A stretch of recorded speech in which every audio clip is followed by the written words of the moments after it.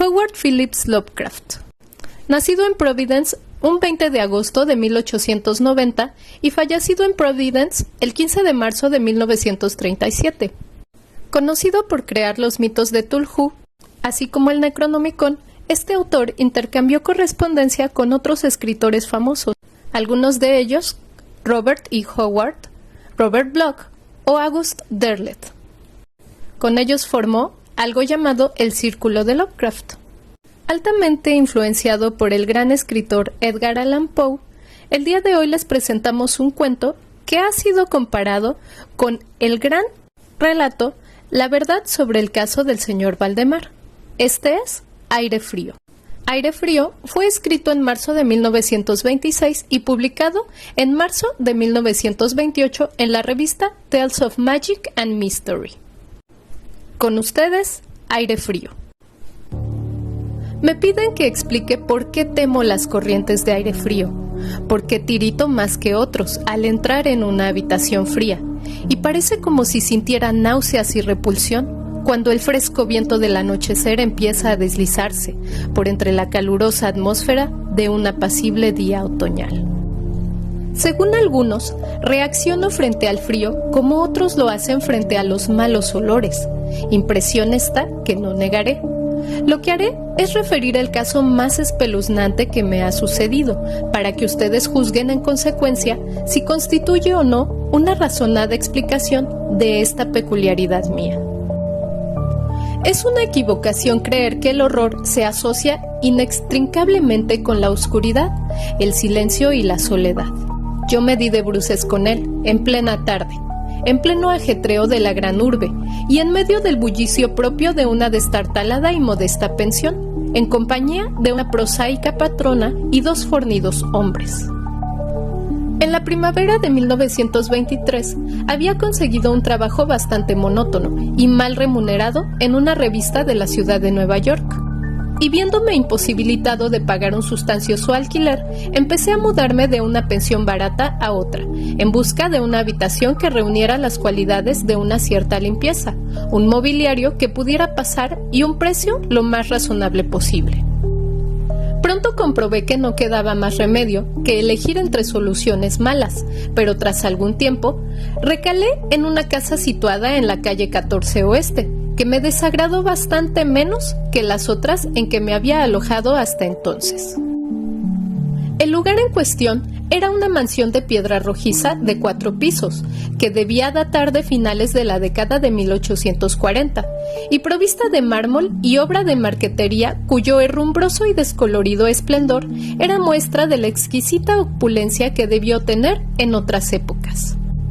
En las habitaciones, amplias y de techo alto, empapeladas con el peor gusto y ridículamente adornadas, con atezonado de escayola, había un persistente olor a humedad y a dudosa cocina. Pero los suelos estaban limpios, la ropa de cama podía pasar y el agua caliente apenas se cortaba o enfriaba, de forma que llegué a considerarlo como un lugar cuando menos soportable para hibernar hasta el día en que pudiera volver realmente a vivir. La patrona, una desaliñada y casi barbuda mujer española, apellidada Herrero, no me importunaba con habladurías, ni se quejaba cuando dejaba encendida la luz hasta altas horas en el vestíbulo de mi tercer piso, y mis compañeros de pensión eran tan pacíficos y poco comunicativos como desearía. Tipos toscos, españoles en su mayoría, apenas con el menor grado de educación. Solo el estrépito de los coches que circulaban por la calle constituía una auténtica molestia. Llevaría allí unas 3 semanas cuando se produjo el primer extraño incidente. Una noche, a eso de las 8, oí como si cayeran gotas en el suelo y de repente advertí que llevaba un rato respirando el acre olor característico del amoníaco. Tras echar una mirada a mi alrededor, vi que el techo estaba húmedo y goteaba. La humedad procedía, al parecer, de un ángulo de la fachada que daba a la calle. Deseoso de cortarla en su origen, me dirigí apresuradamente a la planta baja para decírselo a la patrona, quien me aseguró que el problema se solucionaría de inmediato.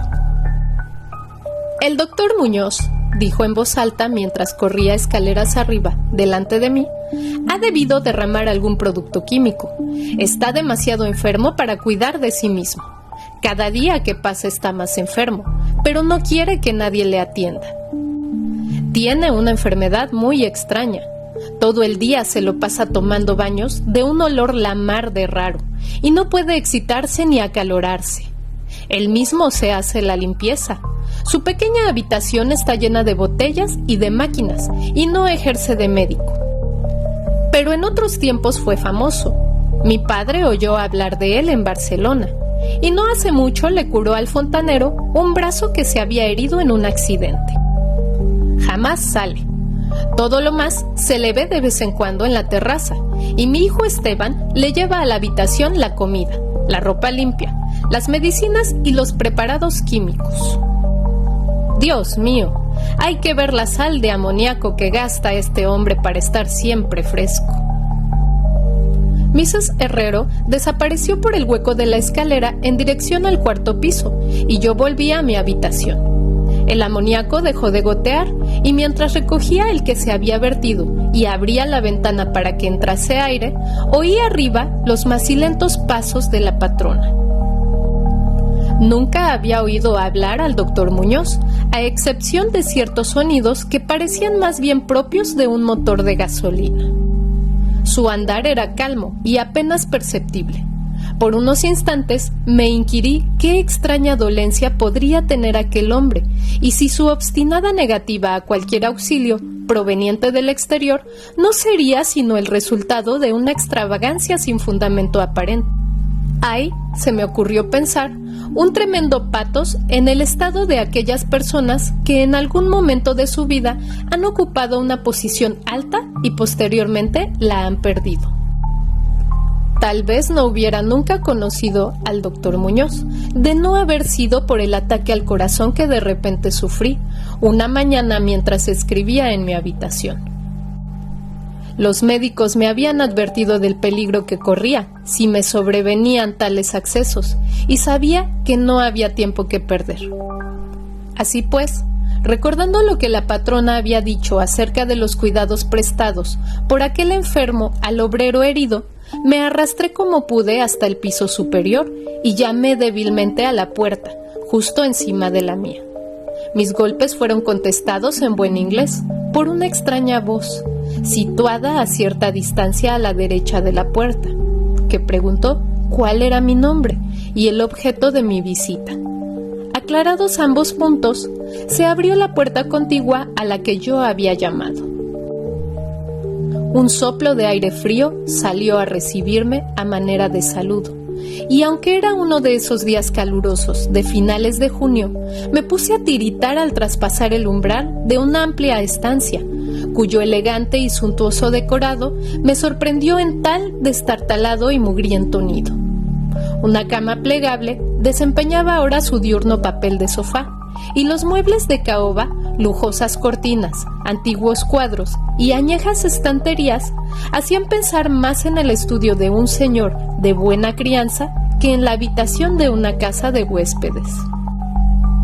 Pude ver que el vestíbulo que había encima del mío, la pequeña habitación, llena de botellas y máquinas a la que se había referido Mrs. Herrero, no era sino el laboratorio del doctor, y que la principal habitación era la espaciosa pieza contigua a este, cuyos confortables nichos y amplio cuarto de baño le permitían ocultar todos los aparadores y engorrosos ingenios utilitarios. El doctor Muñoz, no cabía duda, era todo un caballero culto y refinado. La figura que tenía ante mí era de estatura baja, pero extraordinariamente bien proporcionada, y llevaba un traje un tanto formal de excelente corte. Una cara de nobles facciones, de expresión firme, aunque no arrogante, adornada por una recortada barba de color gris metálico y unos antiguos quevedos que protegían unos oscuros y grandes ojos, coronando una nariz aguileña, conferían un toque moruno a una fisonomía, por lo demás predominantemente celtibérica. El abundante y bien cortado pelo, que era prueba de puntuales visitas al barbero, Estaba partido con gracia por una raya encima de su respetable frente. Su aspecto general sugería una inteligencia fuera de lo corriente y una crianza y educación excelente. No obstante, al ver al doctor Muñoz en medio de aquel chorro de aire frío, experimenté una repugnancia que nada en su aspecto parecía justificar. Solo la palidez de su tez y la extrema frialdad de su tacto podrían haber proporcionado un fundamento físico para semejante sensación, e incluso ambos defectos eran excusables, habida cuenta de la enfermedad que padecía aquel hombre. Mi desagradable impresión pudo también deberse a aquel extraño frío, pues no tenía nada de normal en tan caluroso día, y lo anormal suscita siempre aversión, desconfianza y miedo. Pero la repugnancia se dio pronto paso a la admiración, pues las extraordinarias dotes de aquel singular médico se pusieron al punto de manifiesto a pesar de aquellas heladas y temblorosas manos, por las que parecía no circular sangre. Le bastó una mirada para saber lo que me pasaba, siendo sus auxilios de una destreza magistral. Al tiempo, me tranquilizaba con una voz finamente modulada, aunque extrañamente hueca y carente de todo timbre, diciéndome que él era más implacable enemigo de la muerte y que había gastado su fortuna personal y perdido a todos sus amigos por dedicarse toda su vida a extraños experimentos para hallar la forma de detener y extirpar la muerte. Algo de benevolente fanatismo parecía advertirse en aquel hombre, mientras seguía hablando en un tono casi locuaz, al tiempo que me auscultaba el pecho y mezclaba las drogas que había cogido de la pequeña habitación destinada al laboratorio hasta conseguir la dosis debida. Evidentemente, la compañía de un hombre educado debió parecerle una rara novedad en aquel miserable antro, de ahí que se lanzara a hablar más de lo acostumbrado a medida que rememoraba tiempos mejores. Su voz, aunque algo rara, tenía al menos un efecto sedante, y ni siquiera pude percibir su respiración mientras las fluidas frases salían con exquisito esmero de su boca. Trató de distraerme de mis preocupaciones hablándome de sus teorías y experimentos, y recuerdo con qué tacto me consoló acerca de mi frágil corazón, insistiendo en que la voluntad y la conciencia son más fuertes que la vida orgánica misma. Decía que si lograba mantenerse saludable y en buen estado el cuerpo, se podía, mediante el esforzamiento científico de la voluntad y la conciencia, conservar una especie de vida nerviosa, cualesquiera que fuesen los graves defectos, disminuciones o incluso ausencias de órganos específicos que se sufrieran. Algún día, me dijo medio en broma, me enseñaría cómo vivir, o al menos llevar una cierta existencia consciente sin corazón. Por su parte, sufría de una serie de dolencias que le obligaban a seguir un régimen muy estricto, que incluía la necesidad de estar expuesto constantemente al frío. Cualquier aumento apreciable de la temperatura podía, caso de prolongarse, afectarle fatalmente, y había logrado mantener el frío que reinaba en su estancia de unos 11 a 12 grados gracias a un sistema absorbente de enfriamiento por amoníaco, cuyas bombas eran accionadas por el motor de gasolina que con tanta frecuencia oía desde mi habitación, situada justo debajo. Recuperado del ataque en un tiempo extraordinariamente breve, salí de aquel lugar helado, convertido en ferviente discípulo y devoto del genial recluso. A partir de ese día, le hice frecuentes visitas, siempre con el abrigo puesto. Le escuchaba atentamente mientras hablaba de secretas investigaciones y resultados casi escalofriantes, y un estremecimiento se apoderó de mí al examinar los singulares y sorprendentes volúmenes antiguos que se alineaban en las estanterías de su biblioteca. Debo añadir que me encontraba ya casi completamente curado de mi dolencia, gracias a sus acertados remedios. Al parecer, El doctor Muñoz no desdeñaba los conjuros de los medievalistas, pues creía que aquellas fórmulas crípticas contenían raros estímulos psicológicos que bien podrían tener efectos indecibles sobre la sustancia de un sistema nervioso en el que ya no se dieran pulsaciones orgánicas.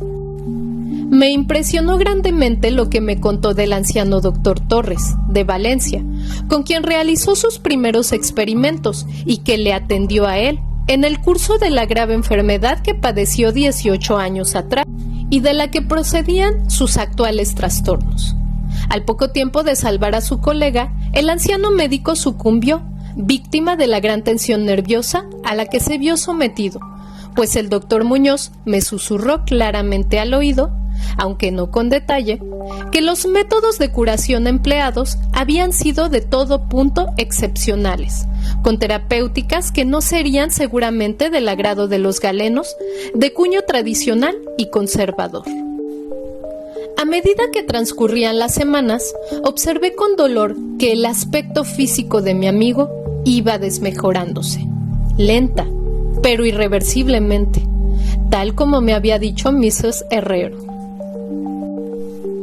Se intensificó el lívido aspecto de su semblante. Su voz se hizo más hueca e indistinta. Sus movimientos musculares perdían coordinación de día en día, y su cerebro y voluntad desplegaban menos flexibilidad e iniciativa. El doctor Muñoz parecía darse perfecta cuenta de tan lamentable empeoramiento, y poco a poco su expresión y conversación fueron adquiriendo un matiz de horrible ironía, que me hizo recobrar algo de la indefinida repugnancia que experimenté al conocerle. El doctor Muñoz adquirió con el tiempo extraños caprichos, aficionándose a las especias exóticas y al incienso egipcio, hasta el punto de que su habitación se impregnó de un olor semejante al de la tumba de un faraón enterrado en el Valle de los Reyes. Al mismo tiempo, su necesidad de aire frío fue en aumento, y con mi ayuda amplió los conductos de amoníaco de su habitación y transformó las bombas y sistemas de alimentación de la máquina de refrigeración hasta lograr que la temperatura descendiera a un punto entre 1 y 4 grados. Y finalmente, incluso a 2 bajo cero. El cuarto de baño y el laboratorio conservaban una temperatura algo más alta, a fin de que el agua no se helara y pudieran darse los procesos químicos. El huésped que habitaba en la habitación contigua se quejó del aire glaciar que se filtraba a través de la puerta de comunicación, así que tuve que ayudar al doctor a poner unos tupidos cortinajes para solucionar el problema. Una especie de creciente horror, desmedido y morboso, pareció apoderarse de él. No cesaba de hablar de la muerte, pero estallaba en sordas risas cuando, en el curso de la conversación, se aludía con suma delicadeza a cosas como los preparativos para el entierro o los funerales. Con el tiempo, el doctor acabó convirtiéndose en una desconcertante y hasta desagradable compañía. Pero, en mi gratitud por haberme curado, no podía abandonarle en manos de los extraños que le rodeaban, así que tuve buen cuidado de limpiar su habitación y atenderle en sus necesidades cotidianas, embutido en un grueso gabán que me compré especialmente para tal fin. Asimismo, le hacía el grueso de sus compras, aunque no salía de mi estupor ante algunos de los artículos que me encargaba comprar en las farmacias y almacenes de productos químicos. Una creciente e indefinible atmósfera de pánico parecía desprenderse de su estancia. La casa entera, como ya he dicho, despedía un olor a humedad, pero el olor de las habitaciones del doctor Muñoz era aún peor, y no obstante las especias, el incienso y el acre, perfume de los productos químicos de los ahora incesantes baños, que insistía en tomar sin ayuda alguna, comprendí que aquel olor debía guardar relación con su enfermedad, y me estremecí al pensar cuál podría ser. Mrs. Herrero se santiguaba cada vez que se cruzaba con él, y finalmente lo abandonó por entero en mis manos, no dejando siquiera que su hijo Esteban siguiese haciéndole los recados. Cuando yo le sugería la conveniencia de avisar a otro médico, el paciente montaba en el máximo estado de cólera que parecía atreverse a alcanzar. Temía sin duda el efecto físico de una violenta emoción, pero su voluntad y coraje crecían en lugar de menguar, negándose a meterse en la cama.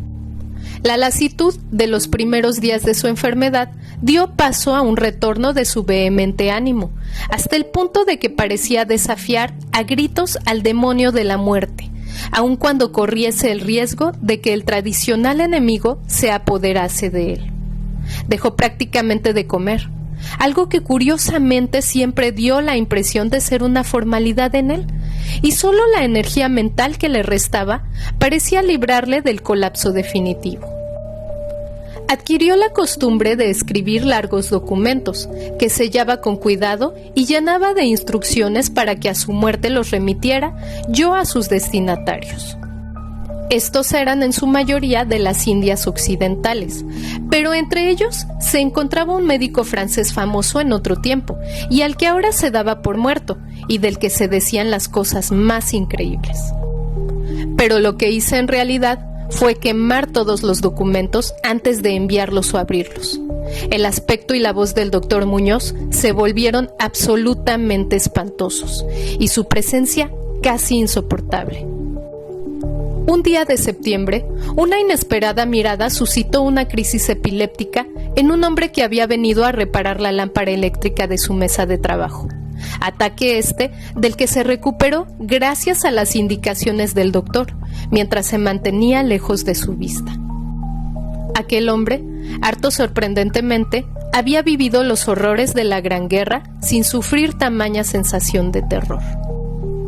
Un día, a mediados de octubre, sobrevino el horror de los horrores de forma pasmosamente repentina. Una noche, a eso de las 11, se rompió la bomba de la máquina de refrigeración, por lo que pasadas 3 horas resultó imposible mantener el proceso de enfriamiento del amoníaco. El doctor Muñoz me avisó dando golpes en el suelo, y yo hice lo imposible por reparar la avería, mientras mi vecino no cesaba de lanzar imprecaciones en una voz tan exánime y espeluznantemente hueca que excede toda posible descripción. Mis esfuerzos de aficionado, empero, resultaron inútiles, y cuando al cabo de un rato me presenté con un mecánico de un garaje nocturno cercano, comprobamos que nada podía hacerse hasta la mañana siguiente, pues hacía falta un nuevo pistón. La rabia y el pánico del moribundo ermitaño adquirieron proporciones grotescas, dando la impresión de que fuera a quebrarse lo que quedaba de su debilitado físico, hasta que en un momento dado, un espasmo le obligó a llevarse las manos a los ojos y precipitarse hacia el cuarto de baño. Salió de allí a tientas, con el rostro fuertemente vendado, y ya no volvía a ver sus ojos. El frío reinante en la estancia empezó a disminuir de forma harto apreciable, y a eso de las 5 de la mañana el doctor se retiró al cuarto de baño, al tiempo que me encargaba le procurase todo el hielo que pudiera conseguir en las tiendas y cafeterías abiertas durante la noche. Cada vez que regresaba de alguna de mis desalentadoras correrías y dejaba el botín delante de la puerta cerrada del baño, podía oír un incansable chapoteo dentro y una voz ronca que gritaba: ¡Más! ¡Más! Finalmente, amaneció un caluroso día y las tiendas fueron abriendo una tras otra.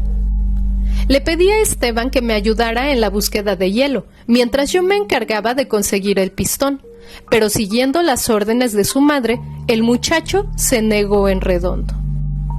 En última instancia, contraté los servicios de un haragán de aspecto zarrapastroso, a quien encontré en la esquina de la 8ª Avenida, a fin de que le subiera al paciente hielo de una pequeña tienda en que le presenté mientras yo me entregaba con la mayor diligencia a la tarea de encontrar un pistón para la bomba y conseguir los servicios de unos obreros competentes que lo instalaran.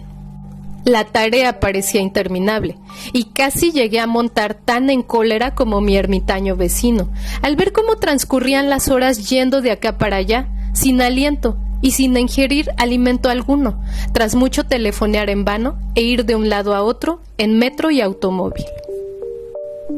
Serían las 12, cuando muy lejos del centro encontré un almacén de repuestos, donde tenían lo que buscaba, y aproximadamente hora y media después llegaba a la pensión con el instrumental necesario y 2 fornidos y avesados mecánicos. Había hecho todo lo que estaba en mi mano, y solo me quedaba esperar que llegase a tiempo. Sin embargo, un indecible terror me había precedido. La casa estaba totalmente alborotada, y por encima del incesante parloteo de las atemorizadas voces, pude oír a un hombre que rezaba con profunda voz de bajo. Algo diabólico flotaba en el ambiente, y los huéspedes pasaban las cuentas de sus rosarios. Al llegar hasta ellos, el olor que salía por debajo de la atrancada puerta del doctor. Al parecer, el tipo que había contratado salió precipitadamente, dando histéricos alaridos, al poco de regresar de su segundo viaje en busca de hielo. Quizás se debiera todo a un exceso de curiosidad. En la precipitada huida, no pudo, desde luego, cerrar la puerta tras de sí, pero lo cierto es que estaba cerrada y, a lo que parecía, desde el interior. Dentro no se oía el menor ruido, salvo un indefinible goteo lento y espeso. Tras consultar brevemente con Mrs. Herrero y los obreros, no obstante el miedo que me tenía atenazado, opiné que lo mejor sería forzar la puerta. Pero la patrona halló el modo de hacer girar la llave desde el exterior, sirviéndose de un artilugio de alambre. Con anterioridad, habíamos abierto las puertas del resto de las habitaciones de aquel ala del edificio, y otro tanto hicimos con todas las ventanas. A continuación, y protegidas las narices con pañuelos, penetramos, temblando de miedo, en la hedionda habitación del doctor, que orientada al mediodía, abrasaba con el caluroso sol de primeras horas de la tarde.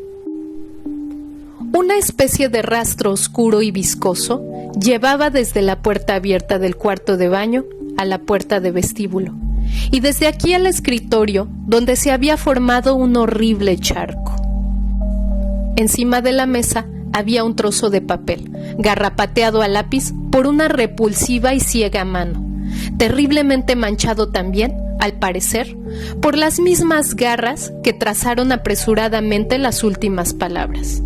El rastro llevaba hasta el sofá, en donde finalizaba inexplicablemente. Lo que había o hubo en el sofá es algo que no puedo ni me atrevo a decir aquí. Pero esto es lo que, en medio de un estremecimiento general, descifré del pringoso y embadurnado papel.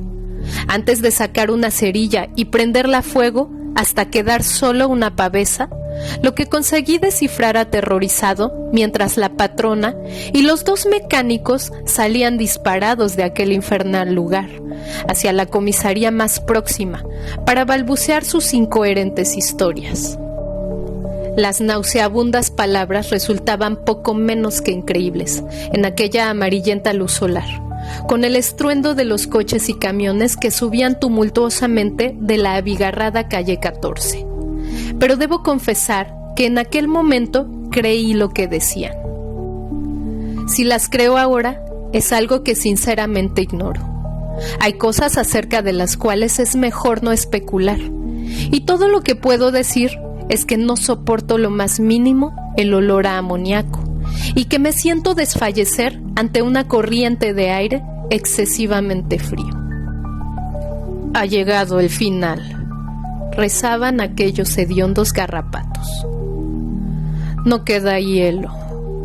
El hombre ha lanzado una mirada y ha salido corriendo. El calor aumenta por momentos y los tejidos no pueden resistir. Me imagino que lo sabe. Lo que dije sobre la voluntad, los nervios y la conservación del cuerpo, una vez que han dejado de funcionar los órganos. Como teoría era buena, pero no podía mantenerse indefinidamente. No conté con el deterioro gradual. El doctor Torres lo sabía, pero murió de la impresión. No fue capaz de soportar lo que hubo de hacerse. Tuvo que introducirme en un lugar extraño y oscuro, cuando hizo caso a lo que pedía en mi carta y logró curarme. Los órganos no volvieron a funcionar. Tenía que hacerse a mi manera, conservación artificial. Pues, ¿comprende? Yo fallecí en aquel entonces, hace ya 18 años. Fin.